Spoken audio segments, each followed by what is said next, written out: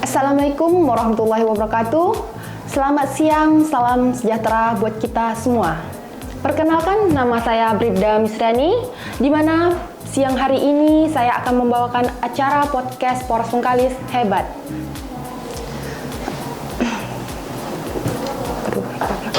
Baik, telah bergabung bersama kita yaitu Bapak Kepala Bagian Perencanaan Polres Bengkalis, atau lebih sering kita dengar sebagai Kabak-Ren Polres Bengkalis. Selamat siang Bapak. Selamat siang Bu Misriani. Gimana kabar Bapak hari ini? Sehat Bu, kabar hari ini sehat selalu. Terima kasih kepada Bapak telah bergabung bersama kami dalam acara podcast Polres Bengkalis Hebat. Mengusung tema kita yaitu tentang struktur organisasi Polres Bengkalis. Masyarakat banyak yang belum tahu tentang struktur organisasi kita, terlebih bagian yang Bapak bawahi dan Bapak jabat sekarang. Mungkin di sini masih banyak dari masyarakat di luar sana yang belum familiar dengan jabatan Kabak-Ren sendiri. Boleh tolong Bapak jelaskan apa sebenarnya fungsi dan tugas dari Kabak-Ren itu, Pak?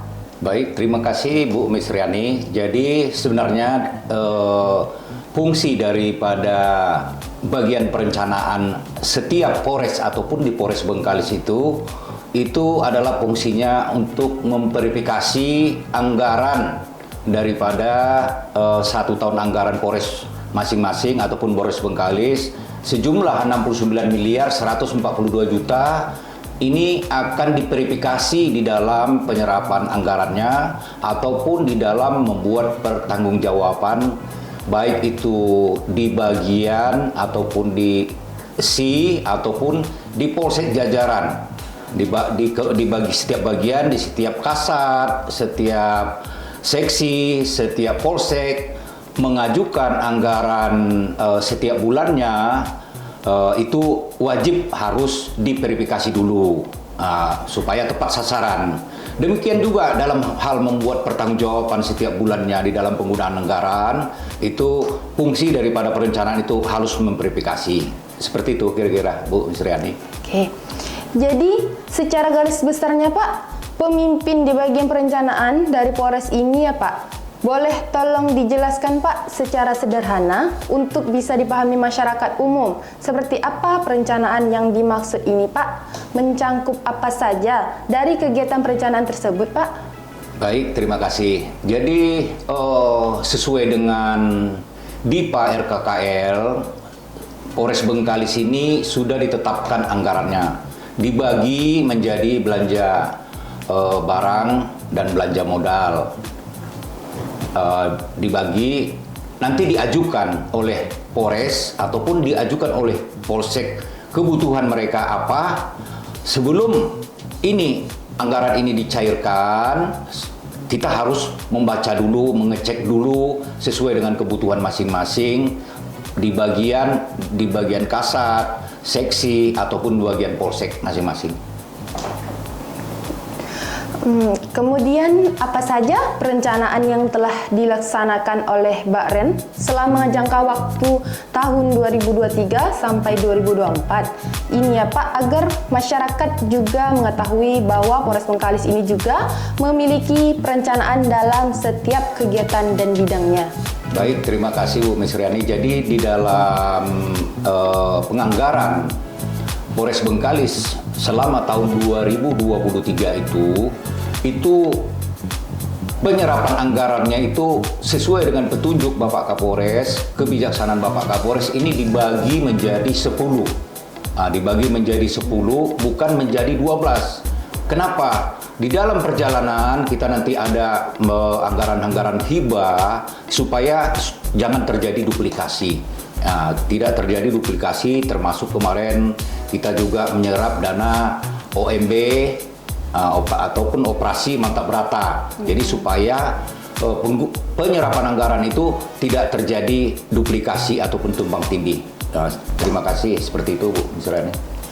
Selanjutnya Bapak, dari apa yang telah disampaikan tadi, perencanaan apa saja yang telah dilaksanakan selama masa kepemimpinan Kapolres Bengkalis Bapak AKBP Setio Bimo Anggoro SH SIK MH ini, Pak? Baik, terima kasih Bu Misriani. Jadi semasa kepemimpinan Bapak Kapolres Bengkalis AKBP Setio Bimo, ini banyak terobosan-terobosan di dalam hal penggunaan anggaran. Terobosan-terobosan dari beliau, yang pertama terobosan-terobosannya, beliau tidak boleh anggaran itu berlebih. Tidak boleh berlebih dalam 1 tahun anggaran. Itu yang pertama ditekankan beliau. Kemudian jangan sampai terjadi duplikasi sehingga nanti kita akan pengembalian apabila terjadi duplikasi. Yang berikutnya, terobosan-terobosan beliau, setiap 2 minggu sekali Kabaren dan Wakapolres Bengkalis itu akan menganep di dalam penggunaan anggaran setiap 2 minggu sekali. Nah, jadi secara rutin Polres Bengkalis menganep ataupun menganalisa evaluasi penggunaan anggaran, demikian juga untuk membuat pertanggungjawaban anggaran itu sendiri. Saya rasa demikian, Bu Misriani. Oke. Terus kalau saya boleh tahu, Pak, apa saja perencanaan kedepannya di bagian anggaran maupun program-program dari Polres Bengkalis ini untuk periode 2024 sampai 2025 ini yang akan datang, Pak? Dan bagaimana bentuk dukungan dari Bapak Kapolres kita dalam pelaksanaannya, Pak?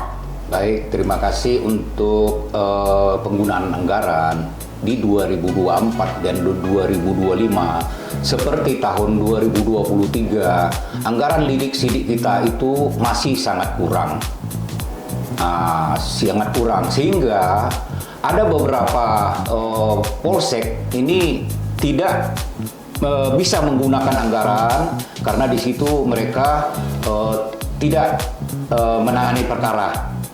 Tidak menangani perkara ataupun tidak ada kejadian. Mudah-mudahan seperti itu, tidak ada kejadian di dalam hal satu polsek itu sehingga anggarannya itu kita pindahkan ke lidik sidik polsek lain. Ke depan seperti itu di dalam penggunaan anggarannya. Jadi kita juga berharap mudah-mudahan pimpinan juga menambahkan. Kami sudah pernah mengusulkan itu penambahan anggaran lidik sidik kita sehingga di dalam bekerja setiap polsek ataupun penindakan dari reskrim narkoba itu bisa maksimal dalam pelaksanaan tugasnya. Demikian. Baik, Pak, terima kasih untuk wawancaranya, Pak. Baiklah pemirsa, itu tadi gambaran yang bisa kita lihat dari fungsi dan tugas dari bagian perencanaan Polres Bengkalis. Semoga kita bermanfaat dan dapat dimengerti oleh masyarakat umum bahwa sebenarnya Polres Bengkalis ini memiliki bagian yang sangat penting, yaitu sebenarnya ternyata tidak mudah untuk menjalankan. Polres Bengkalis butuh perencanaan. Semoga kedepannya Polres Bengkalis bisa semakin sukses dan perencanaan yang matang. Terima kasih saya ucapkan kepada Bapak atas waktu dan ruangnya. Terima kasih Bu Misriani. Saya mohon maaf dan undur diri. Saya akhiri, wabillahi taufiq wal hidayah. Wassalamualaikum warahmatullahi wabarakatuh. Polres Bengkalis hebat.